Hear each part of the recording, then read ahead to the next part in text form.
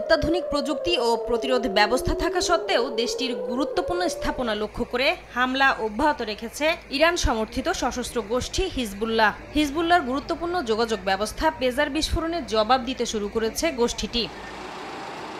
এক বিবৃতিতে হিজবুল্লাহ জানায়, ইসরায়েলের নিরাপত্তা বলয় ভেদ করে ফিলিস্তিন লেবানন সীমান্ত থেকে ৫৫ কিলোমিটার দূরে অবস্থিত ইসরায়েলের গুরুত্বপূর্ণ আইন খোজলত সামরিক যোগাযোগ ঘাঁটিতে ড্রোন হামলা চালিয়েছে তারা।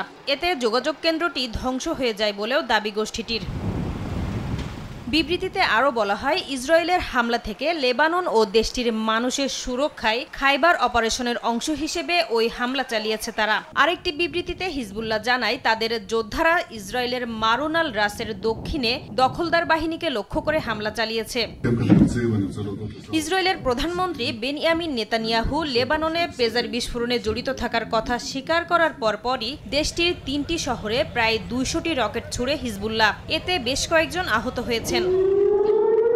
এদিকে গেল ৮ অক্টোবরের পর হাইফা বন্দরে সবচেয়ে বড় রকেট হামলা চালানোরও দাবি করেছে হিজবুল্লাহ। এছাড়া ক্রায়ত ও সাফেদ অঞ্চলে রকেট বৃষ্টি চালায় তারা। নাসরিন রুমি, সময় সংবাদ।